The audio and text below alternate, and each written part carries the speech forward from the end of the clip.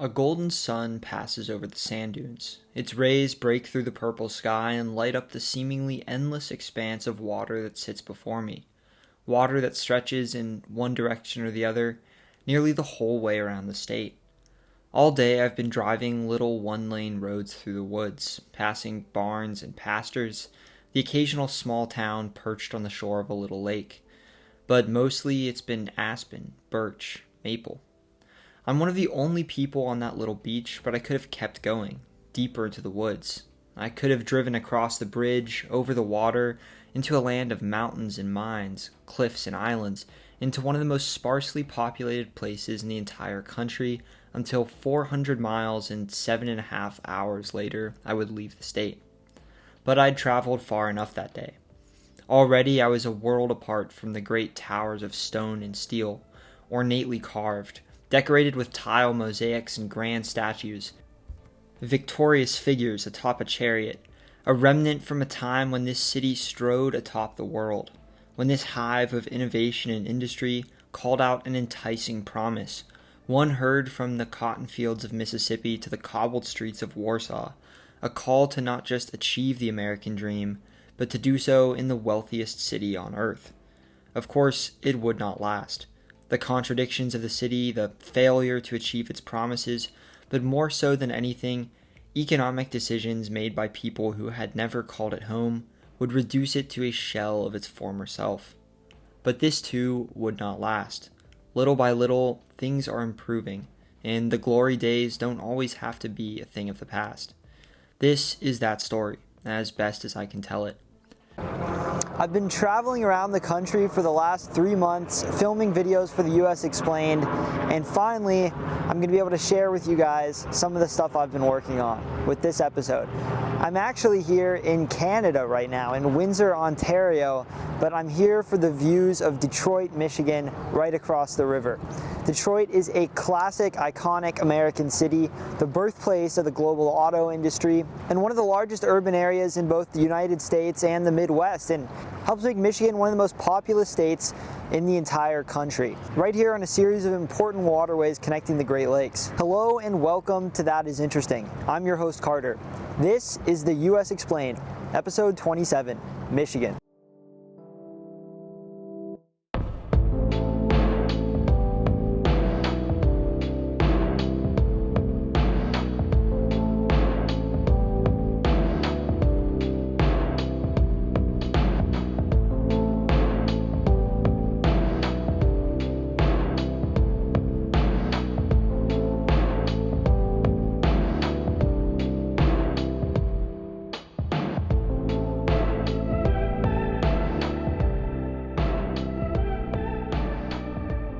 According to the Köppen climate classification, Michigan is primarily located within two different climate zones.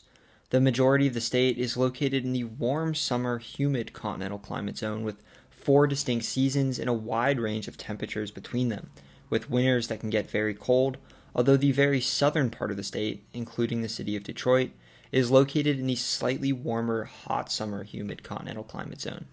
It's the 7th most humid state in the country with an average relative humidity of 72.1%. Perhaps unsurprisingly for a state along the Canadian border, it's on the colder side with the 13th lowest average temperature out of the 50 states, as well as the 14th lowest levels of sunlight. It's on the lower side, 35th when it comes to precipitation, getting on average just under 33 inches of rainfall each year. Although precipitation is spread fairly evenly throughout the state's Upper Peninsula gets a good bit colder than the Lower Peninsula. Only 5 states, Vermont, Maine, New Hampshire, Colorado, and Alaska, get more snow than Michigan, which averages 60.66 inches of snowfall annually. Michigan has the honor of being one of the states with among the lowest risks of natural disasters. Whether we're talking tornadoes, hurricanes, earthquakes, or wildfires, this inland state with abundant fresh water typically is not affected as much as others by natural disasters, and often tops list of states with the lowest disaster risk, though this isn't an exact science. Most of the state sits in the eastern time zone, except for the 4 Upper Peninsula counties located along the border with Wisconsin: Dickinson, Gogebic, Iron, and Menominee. The whole state was once in central, but after Detroit switched time zones, most of Michigan eventually followed suit. The 4 border counties, though, chose to stay in central to avoid confusion between the number of towns which straddle the rivers forming the Michigan-Wisconsin border. Parts of the Upper Peninsula, 800 miles from the eastern seaboard, are in Eastern Time, making Michigan's Ontonagon County the westernmost part of the time zone. Because of this, in parts of the state in the summertime, the sun doesn't actually set until nearly 10 p.m., which honestly sounds incredible. You'll typically hear 2 different nicknames for Michigan. The first, the Wolverine State, perhaps comes from the early fur trade, which included wolverine pelts in the region, or perhaps from a border dispute with Ohio called the Toledo War, which sparked the 2 states' famous rivalry. During the dispute, Ohioans supposedly referred to Michiganders as Wolverines as an insult, describing them as vicious and bloodthirsty, but they took it as a badge of honor instead. The term Michigander is pretty unique as a term for residents from the state. It actually originated as an insult from future President Abraham Lincoln, who used it to call the state's Senator Lewis Cass a goose, although some people prefer the term Michiganian. If you're from Michigan, go away in the comments and let me know which term you use. Michiganders even have nicknames for each other depending on which peninsula they're from. People who live in the Upper Peninsula or the UP are called Yoopers, while people from the Lower Peninsula are jokingly called Trolls because they live under the Mackinac Bridge, the only bridge that connects the 2 peninsulas. Its other nickname is the Great Lakes State. Michigan borders every Great Lake except Lake Ontario, as well as a border with Lake St. Clair, which, despite not being considered a Great Lake, is part of the Great Lakes system and the 15th largest lake in the entire country. Michigan has by far the longest shoreline of any state on the Great Lakes, over 3,000 miles, a freshwater coast longer than the ocean coastline of 15 different states. Water borders cutting through the lakes give Michigan a larger surface area in water alone than the total area, for example, of the entire state of Indiana, and nowhere in Michigan is really more than 85 miles from a Great Lake. The most typical license plates you'll see either depict the Mackinac Bridge or a blue and white design, both with the state's tourism slogan, Pure Michigan. The name of the state comes from Lake Michigan, which lies west of the Lower Peninsula and south of the Upper Peninsula. That name is a French translation of Michigama, a name the Ojibwe people who lived along much of the northern Great Lakes had for their home, which fittingly means Great Water. Michigan's flag is one of the classic state seal on blue background designs, which you know I'm not the biggest fan of, but Michigan's, in my opinion, is among the better of those designs. It pays homage to the state's fur trading history. In the center is a frontiersman holding a rifle, standing on a peninsula surrounded by a lake as the sun sets, and the state's motto, Tuabor, Latin for I will defend, above. On either side of the shield are a rearing moose and elk, taken from the coat of arms of the fur-trading Hudson's Bay Company, with an eagle and banner reading E pluribus unum, representing the United States. Finally, beneath the shield is a banner with a Latin phrase that translates to the rather lovely, if you seek a pleasant peninsula, look about you. Michigan is the first state in the series that was part of my US Explained tour. I spent 7 months traveling across the country, filming on site, taking notes, conducting interviews, and collecting photos and videos for future US Explained episodes. From here on out, each of the episodes in the series will be of a place that I have visited, and you'll see a number of photos and videos that I took myself in this video, including the thumbnail. For fun, for each of these videos, go ahead and leave a guess in the comments to where the thumbnail was taken. Some, like this one, will be very easy, others maybe not so much. I was visiting dozens of states in this trip, so I rarely was able to spend as much time as I would have liked in each. Michigan in particular, I wished I could have spent more time in and seen more of, but I had to book it back to attend my own college graduation, so I was in a bit of a time crunch. I was able, though, to visit Detroit, make it to the Holland Tulip Festival, and visit the spectacular Sleeping Bear sand dunes in the northern Lower Peninsula. Because Michigan is home to so much water, the area it takes up is dramatically different, depending on if you're talking about simply its land area or its total area, which includes water. Surrounded by 4 Great Lakes, 41.5% of the area within the state's borders consists of purely water, surpassing every other state, including narrowly even the island state of Hawaii. Though a testament to its sheer size, Alaska's surface area is still covered by more water than Michigan. If we look at total area, Michigan occupies 96,714 square miles, or 250,487 square kilometers. That would make it the 11th largest state in the country, larger than Minnesota but smaller than Wyoming, the largest in the Midwest and east of the Mississippi overall, as well as the largest state I've covered up to this point in the US Explained. Typically in this series, though, I look at land area, which paints a very different picture. Removing the Great Lakes from the equation, Michigan is no longer one of the largest states in the country, but roughly in the middle. 22nd out of 50, it's 56,539 square miles, or 146,435 square kilometers, making it larger than Iowa but smaller than Georgia, roughly the size of Tunisia or Nepal. In terms of population, though, Michigan ranks among the largest in the U.S.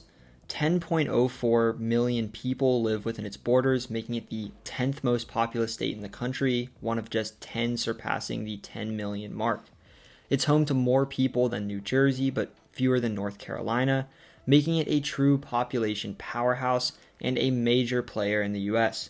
This series progresses in order of each state's admission to the Union, a process that generally moves east to west, and as most of the U.S. population is concentrated in the eastern half of the country, we've already covered most of the country's population giants.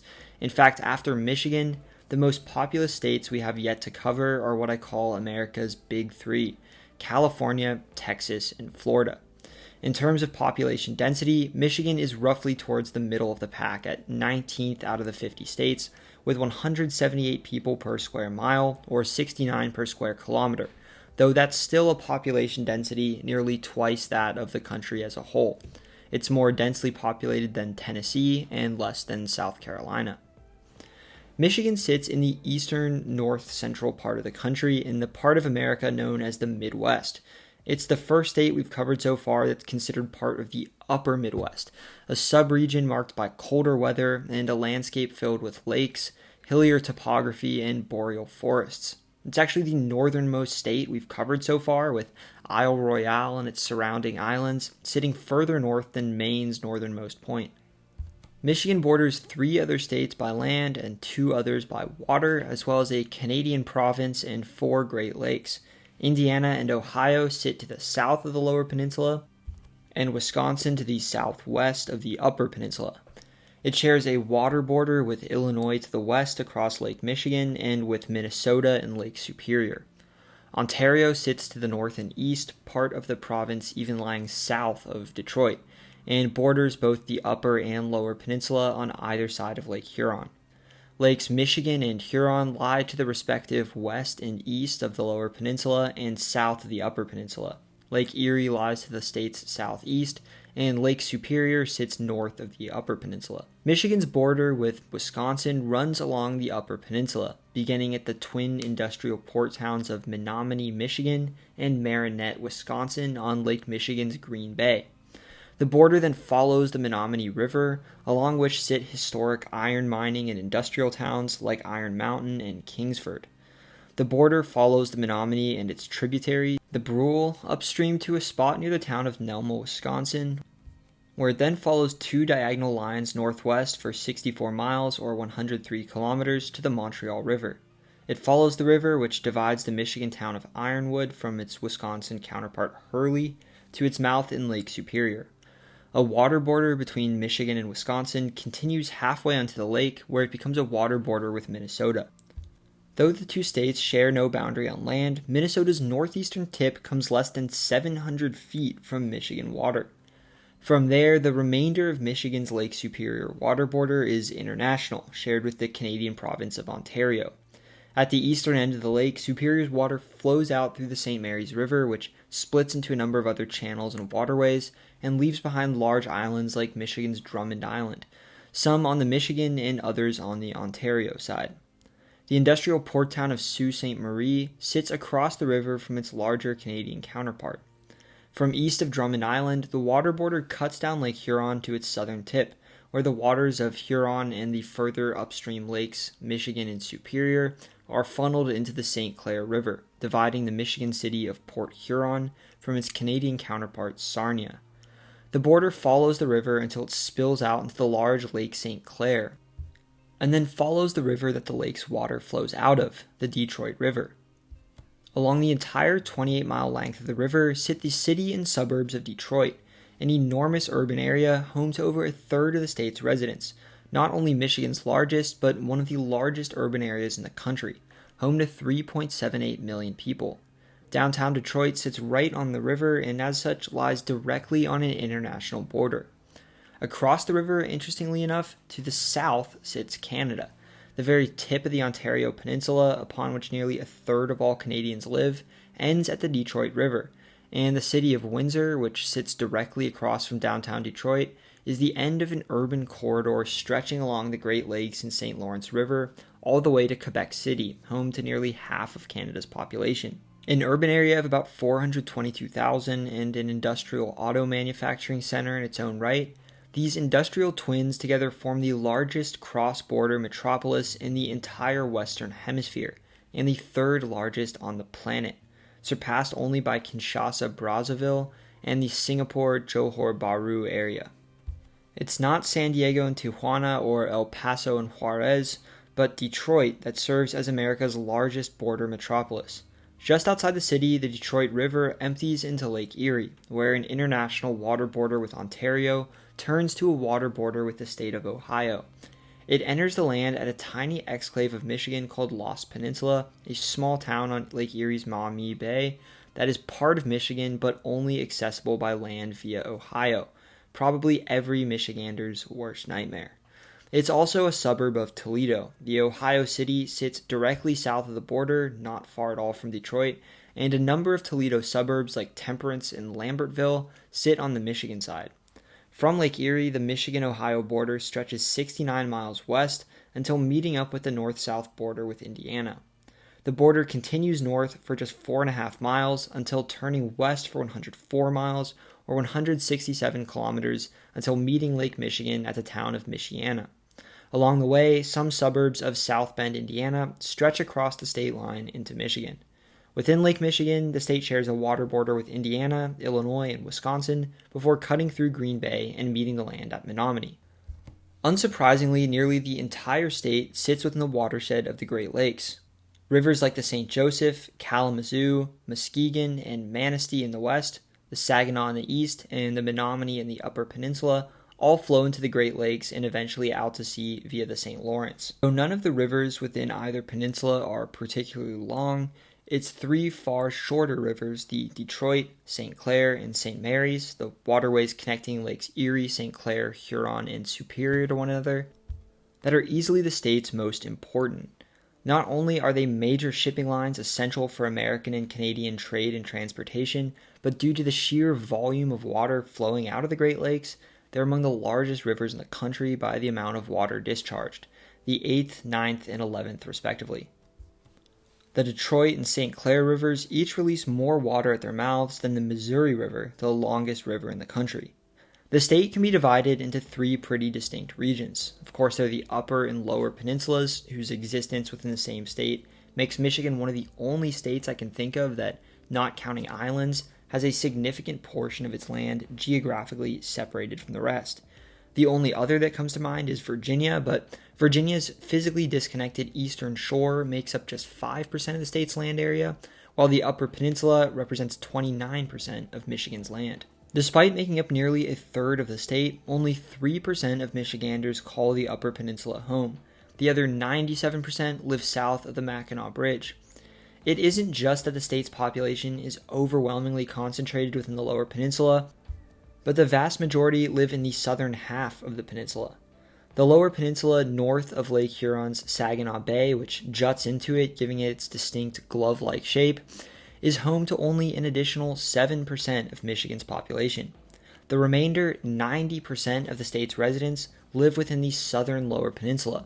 People from Michigan will sometimes do this thing where they introduce themselves, where they hold out their hand in the shape of the Lower Peninsula and point to a spot on it, representing where in the map they live. You could probably make some pretty good money just guessing anywhere below the knuckles. The southern Lower Peninsula has a landscape somewhat similar to neighboring parts of the Midwest, though with a good bit more forests and lakes. Although much of the state is fairly flat, this is the flattest, and rich soils deposited by glaciation mean that most of the rural parts of this region are agricultural, mostly producing dairy, corn, and soy.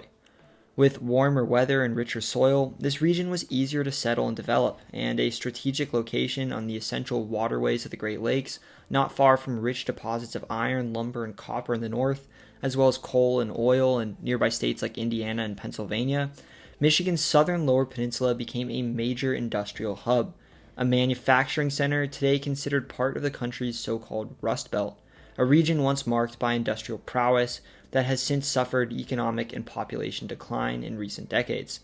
This is probably the part of the state you think of when you think of Michigan, home to each of the 15 largest urban areas in the state, 9 million people living in an area roughly the size of West Virginia. The region's and state's population center is, of course, Detroit, though the city itself has seen its population hollow out and today represents only a third of its 1950 population peak. Its urban area, a measurement that includes the city's American suburbs but not outlying rural areas, still ranks among the largest in the country. Its 3.78 million residents make the Detroit urban area the 12th largest in the nation, smaller than Phoenix but larger than Seattle. This measurement doesn't even include the 423,000 people who live across the border in Windsor, whose urban area is Canada's 14th largest. Detroit's sprawling suburbs stretch across 4 different counties, a massive suburban experiment designed for the automobile which it built that dominates the state's southeastern corner. While the city itself sits across from Canada on the Detroit River, its suburbs stretch as far as the northern tip of Lake St. Clair down to the mouth of the Detroit River at Lake Erie. Some suburbs like Dearborn, Hamtramck, and Pontiac are pretty urbanized in their own right. Over a third of Michigan's entire population lives in Greater Detroit, and it's the second largest urban area in the Midwest after just Chicago. Besides Detroit, much of Michigan's population is spread through a number of smaller and mid-sized cities in the southern Lower Peninsula. Ann Arbor, a college town home to the University of Michigan, sits just west of Detroit on the Huron River, and at 317,000 people is the state's 4th largest urban area. UMich, the state's largest university, is home to the biggest stadium in the United States and the 3rd largest on the planet. Its Michigan Stadium can house 107,000 people, more than double the school's total enrollment. Michigan's 5th largest urban area, home to 298,000 people, sits to Detroit's northwest, roughly halfway between Lake St. Clair and the Saginaw Bay. Flint is a former industrial city that unfortunately is known perhaps more than anything for a horrifying water crisis that saw lead from old pipes leach into its water supply over the course of 5 years. Further north, 3 cities sit in a triangle not far from one another near the tip of Saginaw Bay on the Saginaw River and its tributaries. The largest, Saginaw, is the 8th largest urban area in the state with around 115,000 people in it in its suburbs, while the smaller Bay City sits near the river's mouth at Saginaw Bay, and Midland is a company town home to the massive headquarters of the Dow Chemical Company. Other smaller cities in eastern Michigan include Monroe near the shores of Lake Erie between Detroit and Toledo, and Port Huron, which sits at the southern tip of Lake Huron, where its waters flow out into the St. Clair River across from the Canadian city of Sarnia. In the south-central part of the state, Lansing, with its 318,000 residents, is the 3rd largest urban area in the state, barely surpassing Ann Arbor. It's Michigan's capital city, home to a beautiful Capitol building right downtown, as well as a college town. Michigan's 2nd largest college, Michigan State, is in the suburb of East Lansing. Other smaller cities in the area include Jackson, which despite being smaller than Napa, California, or Muncie, Indiana, is home to a number of skyscrapers, relics of an important history as an automobile manufacturing center, and Battle Creek, a cereal manufacturing city, home to the headquarters of both Kellogg and formerly the headquarters of Post, 2 of the country's big 3 cereal companies. Jackson, Battle Creek, and a number of other small Michigan cities like the Detroit area Pontiac often seem larger than they really are, home to densely built up downtowns with taller buildings than would be expected for a town of their size. markers of their heyday in an age when America's manufacturing prowess brought wealth and economic power to them and other Michigan industrial centers. West of Battle Creek in the southwestern part of the state, Kalamazoo is Michigan's sixth largest urban area, with around 205,000 residents in it and its suburbs, a pharmaceutical manufacturing city on the Kalamazoo River. To its north is Michigan's second largest urban area, Grand Rapids.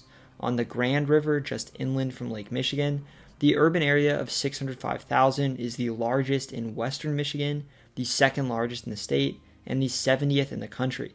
It's a smaller city with a history as a furniture manufacturing center, home to a nice riverfront downtown, a brewery scene, and the beautiful Frederick Meyer Gardens and Sculpture Park, often ranked as one of the best sculpture parks in the world.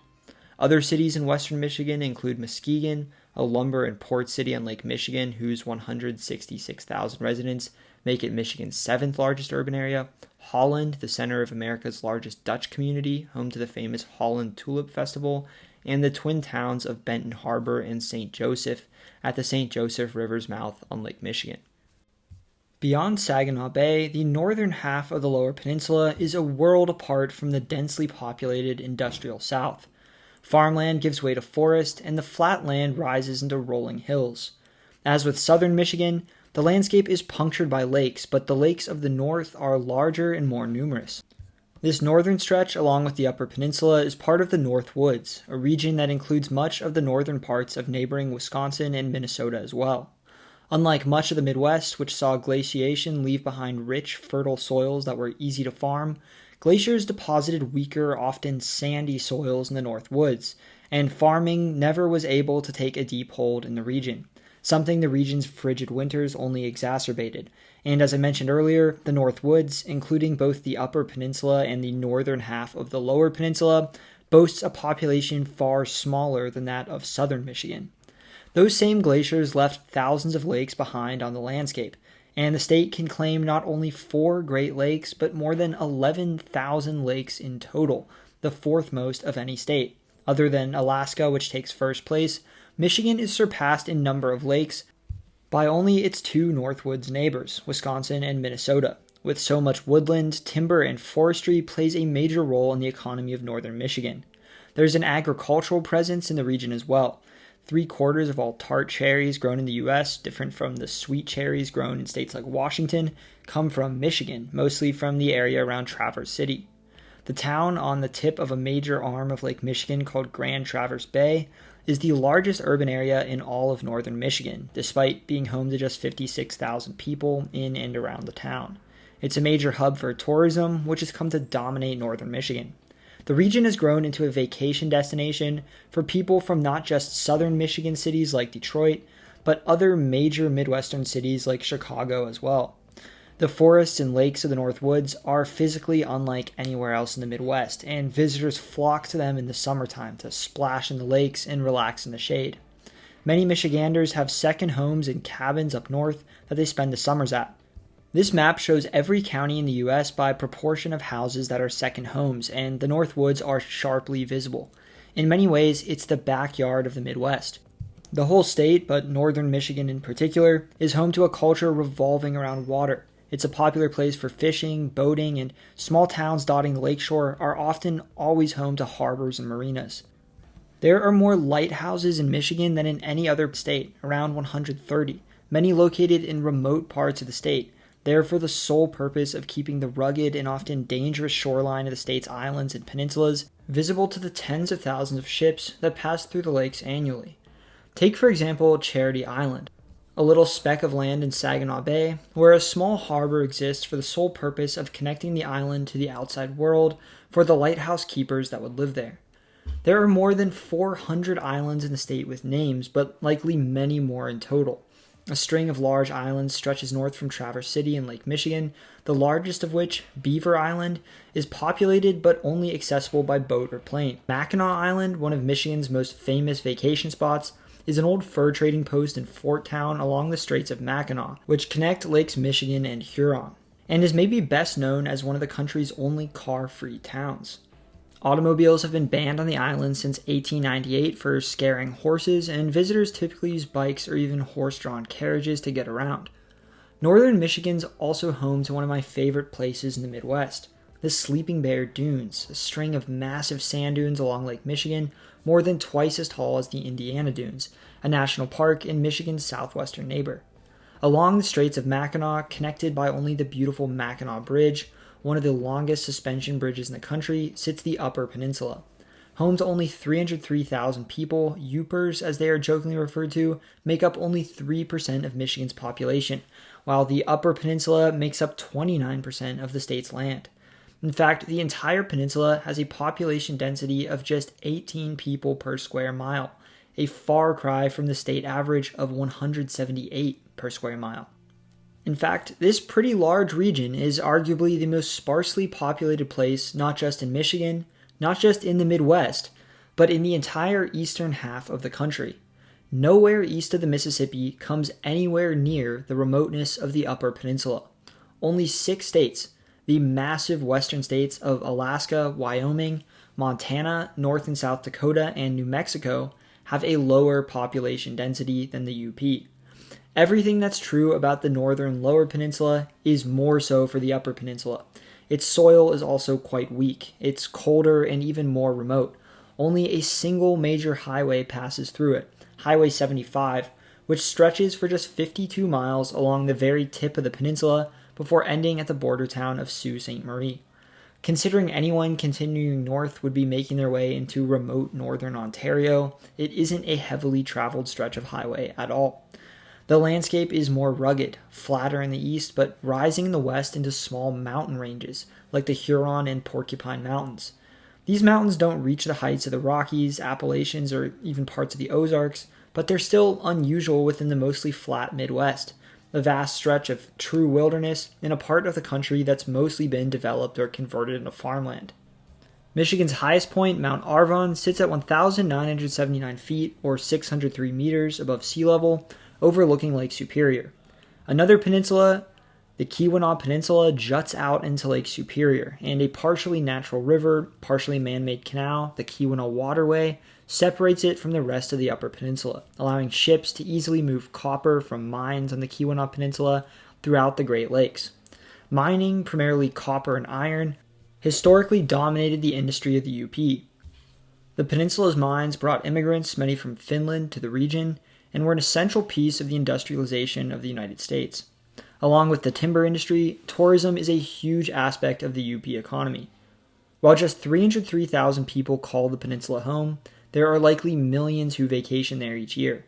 The Mackinac Bridge, the only way to cross in from the lower peninsula, clocks in 4.4 million vehicles passing over each year. Of course, not all are tourists, but considering there are other routes into the peninsula from Wisconsin and Canada, as well as the fact that many cars are likely carrying multiple passengers, I'd venture to say that the number of people vacationing in the peninsula each year is even greater.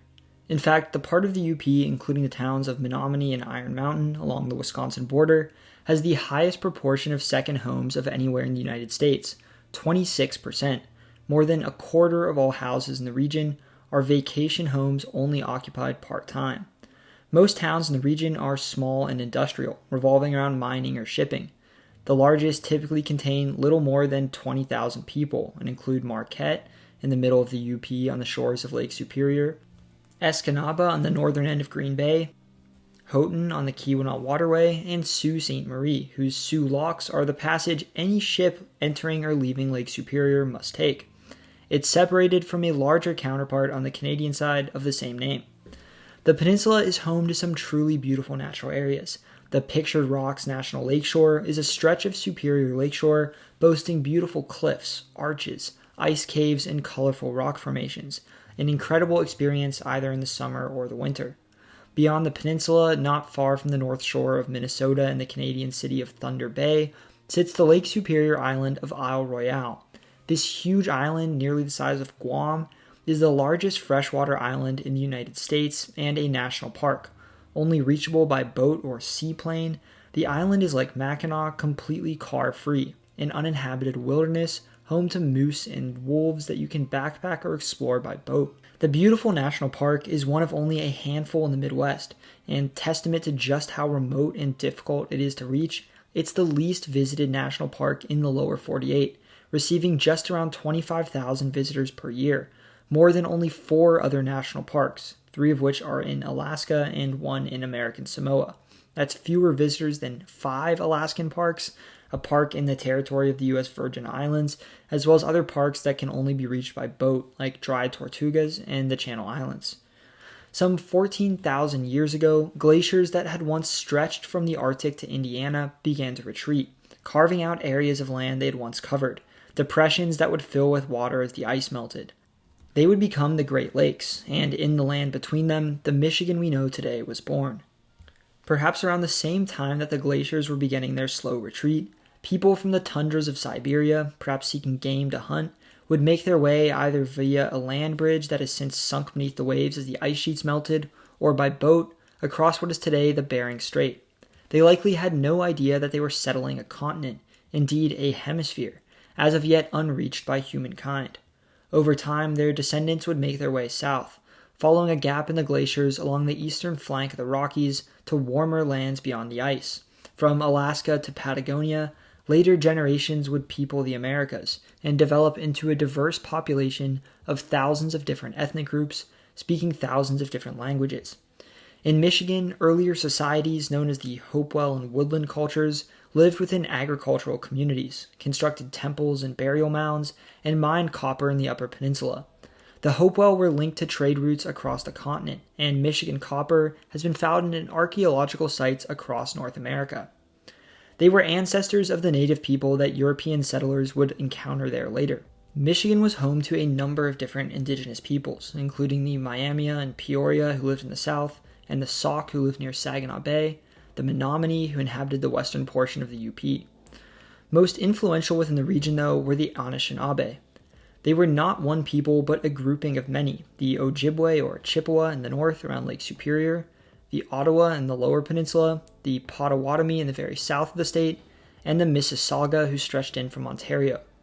Altogether, Anishinaabe lands stretched as far east as near where Montreal is today, and as far west as what is now Saskatchewan in North Dakota.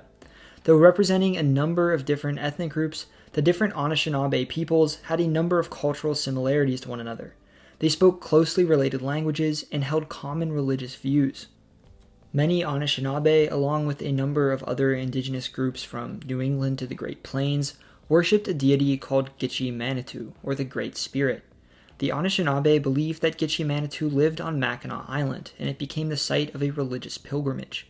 Perhaps most consequentially, 3 Anishinaabe groups, the Ojibwe, Ottawa, and Potawatomi, joined together in a political alliance they called the Council of Three Fires, meeting at Michilimackinac, the region around the Straits of Mackinac.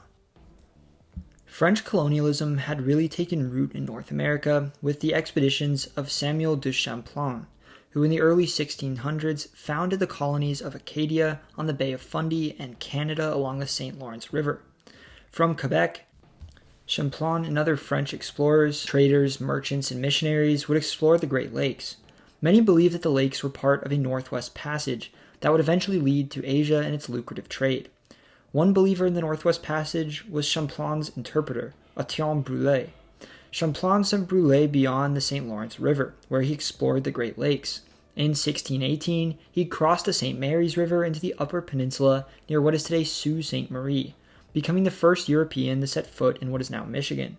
He would return just 3 years later, going even further to the Keweenaw Peninsula where he found copper. While the lower peninsula sat on excellent potential trade routes, the lower Great Lakes were in control of the Haudenosaunee, or Iroquois Confederacy, a powerful political union of tribes in upstate New York who had made enemies of the French and were being armed by the British. Wanting dominance of the fur trade with the Europeans, throughout the 1600s the Iroquois waged a brutal conflict against the tribes of the Midwest, called the Beaver Wars, seizing control of significant amounts of land, including Michigan, to use as their exclusive hunting grounds. In doing so, they devastated tribes like the Huron, who lived in Ontario. Some refugees fleeing the war eventually made their way to Michilimackinac, where a number of Huron eventually settled, taking in other native people escaping the war. The Sauk, too, fled the Beaver Wars, leaving Michigan for Illinois and Wisconsin. Epidemic disease as well proved devastating for the native peoples of North America. The long-standing physical separation of the two hemispheres meant that while Europeans had built up an exposure to old world diseases like smallpox, Native Americans had not, and had no immunity when they encountered it. Diseases brought from across the Atlantic are thought to have killed 90% of the continent's indigenous people, devastating their populations and making it far more difficult for them to resist European encroachment. Many more were killed in war with European settlers or rival tribes. French explorers and colonists from Canada continued expanding westward from the colonial cities of the St. Lawrence Valley. French missionaries would embed themselves with the native tribes of the region and attempt to convert them to Catholicism. In 1668, Jacques Marquette, a French Jesuit missionary, founded a town on the St. Mary's River he called the Rapids of St. Mary, in French, Sault Ste. Marie. The city would grow into an important fur trading center and expand to the north bank of the river as well. 3 years later, Marquette founded another town, St. Ignace, on the northern shore of the Straits of Mackinac. France would build another fort, Fort Michilimackinac, on the southern shore of the straits to guard the strategic waterway, followed by 2 forts on the lower peninsula's St. Joseph River, Fort Miami and Fort St. Joseph. Unlike the British settler colonies in the Atlantic seaboard, France was primarily interested in controlling the valuable fur trade. Between their colonial port cities along the St. Lawrence River and to the south in the colony of Louisiana, and separated from the British colonies by the Appalachians, France built an empire revolving around trade. The part of the French colony of Canada that would eventually be called Michigan was connected to its larger population centers by a string of forts. Called the Pays d'en Haut, or Upper Country, it was part of the colony of Canada, but compared to the cities of the St. Lawrence Valley, France sent in relatively fewer colonists, instead building relationships with local native tribes, sending in trappers and traders, called coureurs de bois, who often lived amongst, married, and started families with native people. As settlers from Britain's heavily populated American colonies began to press west across the Appalachians, France decided it was necessary to shore up their control of the Great Lakes and Ohio Valley, and began building forts further south, ever closer to British claims. A key strategic point, they determined, sat on the river connecting Lake St. Clair, and from it Lakes Huron, Michigan, and Superior, to Lake Erie and Lake Ontario further downstream, which they called the Strait of Lake Erie, Le Détroit du Lac Erie. In 1701, French commander Antoine de la Mothe, Sieur de Cadillac, constructed a fort on the northern bank of the river, calling it Fort Pontchartrain du Détroit, or simply Fort Détroit, known to English speakers as Fort Detroit. A town developed around the fort. Native people and French colonists moved to the strategic site and built farms and settlements along the river. Pretty quickly, it grew into a bustling population center, spreading to the southern bank of the river as well. Eventually, conflict would break out between Britain and France over control of the strategic Ohio Valley. Called the French and Indian War, Britain would emerge victorious, and France would be forced to cede the entire colony of Canada to the British, which they renamed Quebec. Some British settlers and trappers would move into the region, particularly the area around Fort Detroit, which the British called Fort Detroit, and the city of Detroit, which had developed around it. By this point, the strategic colonial city had grown into one of the largest in the region. It was the 3rd largest city in all of Quebec, surpassed by only Montreal and Quebec City, and was the largest all the way from Montreal to New Orleans. In 1763, Ottawa leader Pontiac led a massive uprising of 9 different indigenous nations against British rule in the Great Lakes region. Pontiac's rebellion toppled Fort Michilimackinac, Fort St. Joseph, and numerous other British settlements and fortifications, though Britain was able to hold Detroit. Ending in something of a stalemate, Britain created the Proclamation Line of 1763, forbidding further colonial settlement west of the Appalachians in order to try to keep a better relationship with their native neighbors. Though no conflict occurred within the region, the Revolutionary War and the Treaty of Paris, which ended it, officially handed all of Quebec that lay south of the Great Lakes over to the new United States. The French and British inhabitants of the region were mostly loyal to Britain and had little desire to be part of the new country. Britain, too, was convinced that another war with the U.S. would be imminent, and should their prediction come true, they didn't want to lose control of the strategic city of Detroit and the waterways of the Great Lakes, so they ignored the treaty and continued to govern the region, now as part of the province of Upper Canada, a colony populated in large part by American loyalists that had fled north during the Revolutionary War. It would later become known as Ontario. Eventually, decisive wins over native tribes allied with the British and the signing of a treaty negotiated by Chief Justice John Jay led Britain to finally withdraw militarily from the region by 1796. Under American control, the upper country of Quebec would become the Northwest Territory, a large forested wilderness mostly home to Native Americans and a few scattered French settlements. Detroit, for its part, would become a town divided between two countries, its neighborhoods on the south bank of the river remaining under British control to eventually become the city of Windsor, while the remainder of the city became American. Detroit, which burned down and was rebuilt in 1805, was very much a territorial frontier town, a fur trading outpost that remained bilingual, home to both English and French speakers throughout its early years. In its decades before statehood, the region went through numerous border changes. In 1800, the Northwest Territory was divided in two along the Straits of Mackinac, splitting what would then become Michigan between the Northwest Territory in the east and the Indiana Territory to the west. When Ohio was created in 1803, the eastern half of the peninsula was returned to the Northwest Territory. 2 years later, the Lower Peninsula and the very eastern tip of the Upper Peninsula would be split off of the Northwest Territory and become their own territory, taking their name from the lake that lay to their west and south, Michigan. Detroit, the region's main population center and an important trading hub, was named the capital city. The rest of the UP would be part of the Indiana Territory, and a few years later, the Illinois Territory would control another third of it. Britain was reluctant to cede control of Detroit, in part because they believed another war might be on the horizon. In 1812, their prediction would come true. As part of the War of 1812, Britain invaded Michigan and actually took control of the territory. With Britain aided by Shawnee Chief Tecumseh in his rebellion against the United States, Fort Michilimackinac as well as the city of Detroit were surrendered to British forces, one of the only times in history in which an outside foreign power has ever invaded and seized an American city. Under British rule for a year, following a string of British losses elsewhere, they eventually abandoned Michigan. After the war, the territory's general, William Hull, was court-martialed and removed from office for surrendering the territory. The Upper Peninsula and land to the west, all the way to what is now Iowa and the Dakotas, would become part of the Michigan Territory in the following decades. The territory's new governor, Lewis Cass, was a huge proponent of statehood, but to get there, Michigan would first need a population of at least 60,000 white settlers. In 1820, it sat at just 7,000.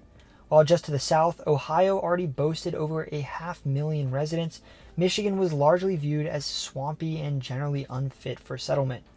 Besides that, most of its land was under the control of Anishinaabe tribes.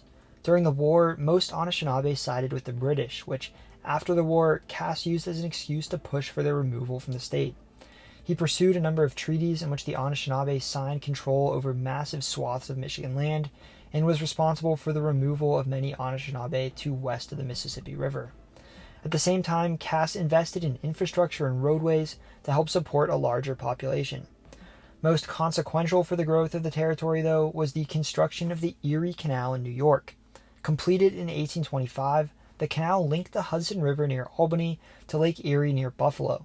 It allowed shipping to bypass both Niagara Falls and British-controlled Canada, connecting the port town of New York City to the resource-rich waterways of the Great Lakes. Not only was the canal essential in helping turn New York into the major city it is today, but it made the Great Lakes part of a key system of trade routes from which resources like grain, timber, and minerals could be shipped to the ports of the East Coast. From there, railways, industry, and settlers would follow. Meanwhile, in New England, land to farm was beginning to run out. Tiny northeastern states like Massachusetts were among the most densely populated in the country, and it was a time when Americans had huge families. In 1800, the average woman in the United States had 7 children. That same year, Massachusetts was the country's 5th most populous state, home to more than 400,000 people, and 44% of them were under 16 years old. Many were farmers, descendants of English Puritan colonists, and their population ballooned to a point where there was beginning to be no farmland left to be passed on to each of their kids. Many of their children had set out just west to farm the land in upstate New York, but that region was beginning to face the same problem. With the creation of the Erie Canal, though, these New Englanders and New Yorkers now had easy access to fertile land far to the west along the Great Lakes. Michigan became a huge beneficiary of this exodus. In 1820, just 8,000 white settlers lived in Michigan. By 1840, its population had grown over 26-fold to 212,000. The following decade, it was recorded that just 35% of people living in Michigan had been born there. 7% had been born in New England and 33% in New York, many of whom were just first-generation New Yorkers themselves, children of New Englanders who'd moved upstate. This early migration gave Michigan a strong cultural connection to New England, New York, and the states of the northern U.S. Many moved to Detroit, but new cities and towns began to spring up throughout other parts of southern Michigan, like Flint, Ann Arbor, Ypsilanti, Jackson, Battle Creek, and Kalamazoo. These new settlers logged much of the southern half of the Lower Peninsula and replaced the forests with farmland. By 1835, Michigan was ready for statehood. It had a written constitution and a large enough population, but a border dispute with Ohio was holding it back. Both Michigan and Ohio claimed that a strip of land home to the strategic Lake Erie port town of Toledo was rightfully theirs. No one died in the so-called Toledo War, but Michigan's territorial governor, Stevens Mason, was removed from office by President Andrew Jackson after he raised a militia to march on Ohio. Congress gave the Toledo Strip to Ohio, but as compensation, awarded Michigan the Upper Peninsula, a much larger stretch of land that would end up proving quite valuable for its wealth of natural resources. The dispute would also mark the onset of the friendly but long-standing rivalry between Michigan and Ohio that would eventually make its way to the football teams of the University of Michigan and the Ohio State. With the Toledo War resolved, in 1836 the western portion of the territory was split off, becoming the Wisconsin Territory, and on January 26, 1837, President Andrew Jackson signed the law admitting Michigan into the Union as the 26th state. Having already been successfully invaded and captured by a country that the U.S. had fought 2 wars against, Detroit was viewed as a vulnerable location to keep the capital at, sitting right on the border with British Canada. In 1847, the capital was moved to a small town called Lansing that sat in a more central location. The year prior, the young state had become the first place in the English-speaking world to abolish capital punishment, doing so for every crime other than treason. A northern state settled primarily by Northerners, Michigan was fervently opposed to slavery and played a key role in the abolitionist movement. Abolitionist leader Sojourner Truth moved to the state from New York and conducted much of her activism from Battle Creek. Additionally, Michigan was a major destination for enslaved people escaping north via a network of safe houses and routes known as the Underground Railroad. While Michigan itself was a free state, the Fugitive Slave Act enabled slaveholders to capture and bring enslaved black people back south, even from states where slavery was illegal. That meant that many fled out of the country altogether to Canada, and one of the closest places to cross was Detroit. It's thought that perhaps as many as 40,000 black Americans fled slavery into Canada through Detroit in the years leading up to the Civil War. When the war itself broke out, Michigan remained with the Union, although a violent race riot broke out in Detroit in 1863 that left hundreds homeless. The country rapidly industrialized following the Civil War, a change from which Michigan benefited enormously. Not only could the railways and ports of the state ship crops and grains from southern Michigan across the country, but they could bring lumber from the forests of the north as well, and the state became the largest lumber producer in the country, producing a quarter of the country's wood, an essential resource at a time when the state was quickly growing and industrializing that made Michigan quite wealthy. At the same time, iron and copper mining took off in the Upper Peninsula, a practice made even easier by the construction of the Sioux Locks, which bypassed a series of rapids on the St. Mary's River and more easily connected Lake Superior to the shipping routes of the industrial Midwest. For decades, half of the country's copper came out of Michigan. Shipping could at times be quite dangerous. Over 6,000 ships have gone down in the Great Lakes, and a stretch of the UP on Lake Superior is even nicknamed the Shipwreck Coast. The iron freighter the Edmund Fitzgerald sank and took 29 lives with it in 1975, memorialized in a song that's become an anthem of sorts for the Great Lakes. In 1913, a terrible storm struck the lakes. Nicknamed the White Hurricane, it would sink 12 ships and take 250 lives. Most were in Lake Huron, many off the coast of Michigan.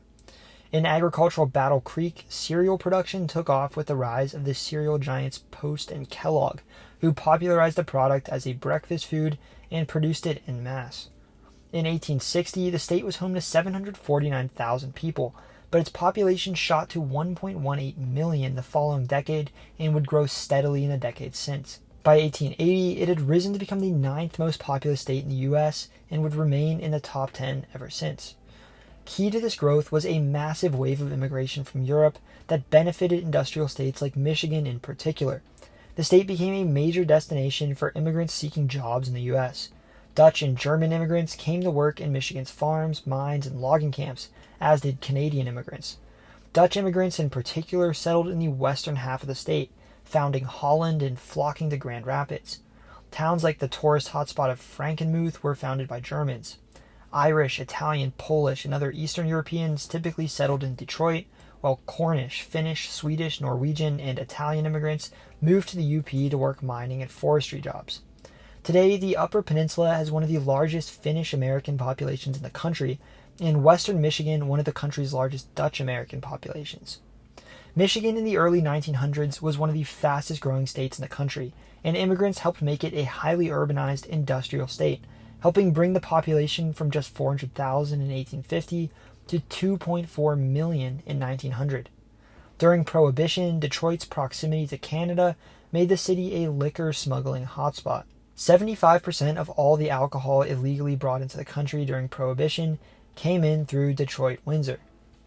This was such a profitable enterprise that the second largest industry in the entire city at the time was rum running, smuggling alcohol. What was the largest industry? You can probably guess. There's probably one thing that jumps to mind when you think of Michigan, and it was this industry that really spurred the growth of the state and powered its immigration boom. Cars. Contrary to popular belief, the automobile was neither invented in Michigan nor by Henry Ford, but the state was uniquely well suited to take advantage of this new industry. The state's location on key shipping and rail lines meant that car parts could easily be shipped to Detroit. In addition, many of the raw materials needed to build an automobile, such as iron for steel and wood for the car's body, were already readily available within the state. Michigan was already a major industrial state, and industries like lumber and mining had already brought money in and people to work the jobs. The state's first automaker was Ransom Olds, who produced his Oldsmobile in Lansing. He created the assembly line method of production, which enabled him to mass produce cars at a relatively low cost, but it was another automaker, Dearborn's Henry Ford, who perfected the assembly line model to incredible success. He was able to mass produce his Model T, sell it at a fairly affordable price, and pay what were at the time relatively high wages to his employees. His Ford Motor Company became massive, and its impacts on the state, country, and world are difficult to overstate. Not only did he popularize the automobile, which there are currently nearly 1.5 billion of on the planet, but his success with the assembly line technique was modeled by other companies and is today nearly universally used in the production of manufactured goods. In addition, the high wages he paid along with his large-scale production of products helped bring on a mass consumerism that has transformed American life ever since. The automobile itself became widely adopted in the US, and a car culture took root that saw American cities and towns, particularly the fast-growing centers of the Sun Belt, designed for and around the automobile. Besides Ford, there was Flint's William Crapo Durant, who purchased a small auto company called Buick. Durant turned it into a successful company from which he could purchase other rivals as well as fund new lines of vehicles, acquiring brands like Chevrolet, Pontiac, and Cadillac, the latter two of which are named after Michigan cities, all under the umbrella of his General Motors Corporation. Ford, GM, and Chrysler, a Detroit-based company founded by a former GM employee, Walter Chrysler, the so-called Big Three automakers, would transform Michigan into an automaking industrial powerhouse. Detroit quickly became nicknamed Motor City, and indeed by 1940, 60% of all automobiles on the planet were built in Michigan. It also developed a strong union presence, with the United Auto Workers in particular becoming a major force in the state, organizing on behalf of Michigan's auto workers. By 1964, nearly 45% of all workers in the state were members of a union, the highest rate of any state in the U.S. Immigrants flocked to the city, and in 1925, half of Detroit's population was foreign-born. In particular, Polish, Irish, Italian, and German immigrants made their way to Detroit, along with people from across Eastern and Southern Europe, as well as a large number of Arabs from across the former Ottoman Empire. Lebanese, Syrians, Palestinians, Yemenis, and Iraqis in particular. The rise of the auto industry coincided with 2 world wars, and thanks to the auto industry, Michigan already had the industrial capacity to arm the United States, becoming a major producer of tanks, guns, and airplanes for the war effort. With jobs abundant in Michigan, the state, Detroit in particular, became a huge destination for Black Americans fleeing racial segregation, poverty, and Jim Crow laws in the South, in what was known as the Great Migration. Many Black Southerners took trains from states directly to the South, like Kentucky, Tennessee, Mississippi, and Alabama. In 1910, just 0.6% of Michigan's population was Black. By 1980, largely due to the Great Migration, that proportion was 12.2%, the largest gain in a state's Black population during the Great Migration, after only Illinois and New York. Through all this, Michigan's population skyrocketed. Detroit went from being a modest-sized city of 465,000 in 1910 to a major metropolis of 1.6 million people, tripling in size and becoming the 4th largest city in America in just 20 years. By 1950, it was the wealthiest city on the planet. Small outlying towns like Dearborn and Hamtramck became heavily urbanized suburbs, while small towns like Flint became cities in their own right. From 1910 to 1980, Michigan would add on nearly 1 million residents every decade, securing its place among the most populous states in the country, 7th in population from 1920 to 1970, and the 3rd fastest growing state after just Florida and California for much of the 1950s. Problems, though, lay beneath the surface. Detroit's substantial Black community faced intense discrimination. 2 race riots, one in 1943 and one in 1967, each killed dozens of people and captured national attention. Detroit became one of the most notoriously segregated cities in the North, with the practice of redlining confining Black Detroiters to specific neighborhoods in the city, while keeping them out of suburban areas where white people left the city for, a phenomenon known as white flight. A street called 8 Mile became a notorious dividing line between the now predominantly Black city and its mostly white suburbs to the north. There is perhaps no more potent symbol of redlining in American cities than the Detroit Wall, a wall that was constructed near Burwood Avenue to physically divide Black and white neighbors from one another. Even decades later, the legacies of redlining live on in the city. Detroit is mostly Black, while its suburbs are mostly white. Coupled with this was the decline of the auto industry. As the U.S. transitioned from a manufacturing to service sector economy, foreign automakers in countries like Germany and Japan rose to prominence, and automation became an ever more present part of the auto assembly process, requiring fewer workers. The industry shed hundreds of thousands of jobs. Many auto workers in Michigan became unemployed, which had ripple effects across the economy, giving Michigan in the 1970s the highest unemployment rate in the country. Detroit was hit the hardest. Continuing trends that had begun with white flight, upper and middle class Detroiters fled the city for the suburbs or left to faster growing states in the Sun Belt. 2/3 of the city's residents have left, many for the sprawling suburban areas nearby, and today it's common to find crumbling buildings, vast stretches of vacant lots grown over by grass and weeds, a sign of mass disinvestment in a major American city, and a tax base now far too small to help keep up the city that used to be. In 2013, the city infamously declared bankruptcy, and in 2010, the state marked its first ever decline in population. Then in 2014, there was the tragic Flint water crisis, where over the course of 4 years, thousands of people in Flint were exposed to lead in their water supply, and 12 people died from Legionnaire's disease. Things have since been looking better for Michigan, though. Detroit has been making a comeback, and with the city's revitalization, news is starting to look good again. It will probably take some time, though, to reverse a reputation that has been so baked into the public consciousness. Detroit, right across the river from me here in Windsor, Ontario, is the largest city in Michigan, the largest urban area in the state, and the 12th largest in the U.S. as a whole. And on the Great Lakes internationally, it's only surpassed by Chicago and Toronto. The city was the birthplace of the American auto industry, and for a long time was one of the largest cities in the country. While the suburbs have helped keep it one of the country's largest urban areas, the city itself lost population with the decline of the American auto industry, even infamously declaring bankruptcy. Though it's revitalized itself quite a bit since then, there's still a number of vacant lots and abandoned housing outside of the city center. This is the urban core of southeastern Michigan, where most of the state lives, and the population center of an important cross-border urban area stretching here into Canada. Michigan's largest city, Detroit, is the anchor of the state's population. Its greater area, with 3.78 million people, is home to a third of Michigan, the 12th largest urban area in the country. This is a quintessential Rust Belt city. You can see the impact of its industrial past and present everywhere, from the vacant lots, many of which have been converted into community gardens. There are some 1,400 community gardens, likely among the most of any American city in Detroit, to the towering headquarters of General Motors, the Renaissance Center, a 7-skyscraper complex that boasts the tallest building in the state and looks like a skyline in its own right. Downtown Detroit is filled with beautiful Gilded Age skyscrapers, ornate towers made of brick and stone. A nice waterfront riverwalk and promenade lines the Detroit River, where you can see little fishing boats looking for a catch and huge barges making their way between the Great Lakes. Across the water is the smaller skyline of Windsor, the largest border metropolis in the Western Hemisphere, connected by the heavily traveled Ambassador Bridge and Detroit-Windsor Tunnel. Much of the city, as well as some suburbs like Dearborn and Hamtramck, are very working class, while others, particularly those along Lake St. Clair like Grosse Pointe, are quite wealthy. The city remains a major industrial hub.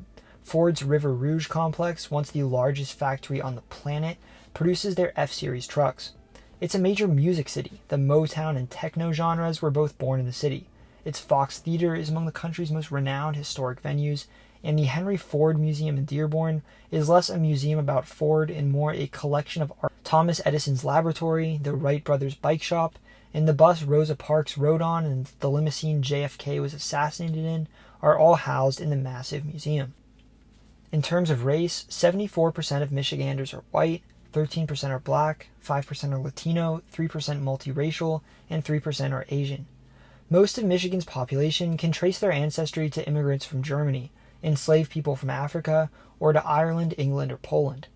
8% of the state is Polish American, the largest proportion of any state besides Wisconsin, and at 4.5%, it has the second largest Dutch American population after South Dakota, and the largest overall in sheer numbers.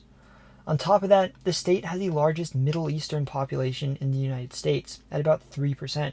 Mostly Arab, there's also a large Assyrian population in the state as well.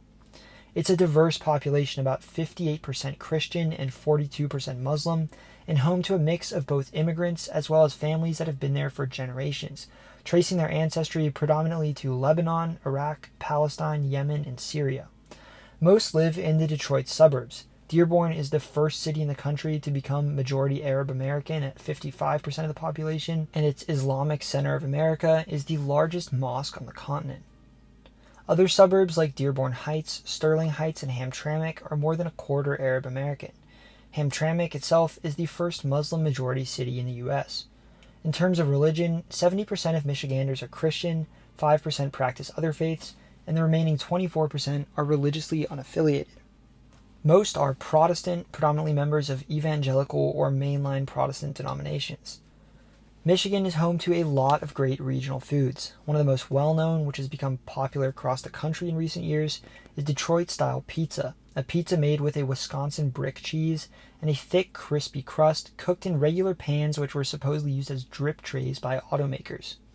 Cornish immigrants brought pasties, a type of savory pie, to the Upper Peninsula, where they've become a regional staple. Mackinac Island fudge is of course a classic, and the coney dog, a hot dog topped with onions, mustard, and chili, was created by Greek immigrants in Detroit. Of course, there's tons of great fishing throughout Michigan, and fish like whitefish are a staple in the state. Michiganders speak with an accent fairly similar to those of other areas in the upper Midwest and around the Great Lakes, although Detroit has something of its own accent as well. The pronunciation of the city itself is a topic of debate. While most Americans tend to pronounce it Detroit, locals often say the name of the city as Detroit. Motown and techno music came out of Michigan, and it influenced early punk rock as well. Michigan has 4 major league sports teams, all in Detroit.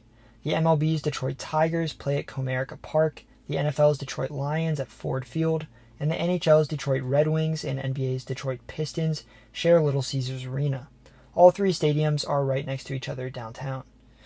College football is also big in Michigan, and the state's divided between the University of Michigan, which is pretty popular around the state, and Michigan State, more popular in central Michigan around Lansing. The largest newspapers in the state are the Detroit Free Press, Detroit News, and the Grand Rapids Press, and its busiest airport is the Detroit Metropolitan Airport. Its largest colleges are the University of Michigan in Ann Arbor and Michigan State in East Lansing, as well as Wayne State in Detroit, Grand Valley State in Allendale, and Western Michigan University in Kalamazoo. Major companies headquartered in Michigan include a number of automakers and auto-related companies like Ford, General Motors, Bosch, Lear, and Penske, as well as other corporations like Dow Chemical and Kellogg. Famous Michiganders include Aretha Franklin, Eminem, Terry Crews, Tom Selleck, R.O. Saarinen, Keegan-Michael Key, Al Green, Burt Reynolds, Malcolm X, Tim Allen, The White Stripes, Christy Brinkley, Larry Page, Aaliyah, Barry Gordy, J.K. Simmons, Smokey Robinson, Selma Blair, Taylor Lautner, Sojourner Truth, The Temptations, Floyd Mayweather, Kid Rock, Diana Ross, Francis Ford Coppola, Casey Kasem, Seth Meyers, Jimmy Hoffa, Stevie Wonder, Big Sean, Madonna, and Greta Van Fleet. There's only been one president in U.S. history from Michigan. Though he was born in Nebraska, Gerald Ford, no relation to the car maker, was raised outside of Grand Rapids and went on to win election to the House of Representatives for the state's 5th district, which included Grand Rapids. That was the only seat he'd ever be elected to. A series of scandals saw Ford, who'd made his way through House leadership to minority leader, selected by President Nixon to be vice president after his vice president Spiro Agnew resigned in disgrace. Scandal would bring Nixon down not long after, and Ford would become president without ever having won election to the presidency or vice presidency. He would serve only part of one term, losing re-election to Jimmy Carter. A more recent political figure, Mitt Romney, built his political career out of Massachusetts and Utah, but was born in Michigan, where his father George had been governor and a Republican presidential candidate himself. Politically, Michigan is one of the most competitive swing states in the country. Closely divided in support between Democrats and Republicans, its highly coveted 15 electoral votes have helped decide the last 3 presidential contests, swinging for Donald Trump in 2016 and 2024 and for Joe Biden in 2020. In each case, the state was decided by fewer than 3 percentage points. Its Cook Partisan Voting Index is currently R+1, meaning that in a given presidential election, the Republican candidate tends to outperform their national average by just 1%, making it one of the 4 most purple states in the country by this ranking. Its House delegation is almost evenly divided. It's currently represented by 7 Democrats and 6 Republicans in Congress. Its governor, Gretchen Whitmer, is a Democrat who's often touted as a potential future presidential candidate, and both of its senators, Gary Peters and Debbie Stabenow, are Democrats. Though Stabenow is retiring, and the state has elected Democrat Alyssa Slotkin to be her successor. That is it for Michigan. I want to give a big thank you to everyone who's already joined my Patreon. Through it, you can access different things such as quarterly channel newsletters, thumbnail previews, early access to maps I create, an exclusive Discord Q&A with me, and shoutouts in my videos such as these. Also, please subscribe to my brother's channel, Quinn the Cameraman. He made the great intro at the beginning of this video that I use in all the US Explained videos, so go show him some support. I tried to be pretty thorough with this video, but I know there were definitely things I missed as there's a lot to talk about. I want to give a big thank you to everyone from Michigan who helped leaving detailed and informative comments on YouTube. I truly would not have been able to make this video without all your help. I really enjoyed visiting Michigan as part of my 6-month-long filmmaking trip across the country. From here on out, every single video in the US Explained will feature on-site clips and footage I filmed in that state. Get excited because my next video in the series is a big one, Florida. I'm super excited and hope you are too. If you're from Florida, please respond to my community post or my comment here, or leave something in the Discord server to let me know what you'd like to see included about your home state. Thank you for watching this video, and I hope you learned something new. Subscribe for more content like this. I cover the countries, cities, people, and places of the world and beyond. These videos will leave you saying, that is interesting.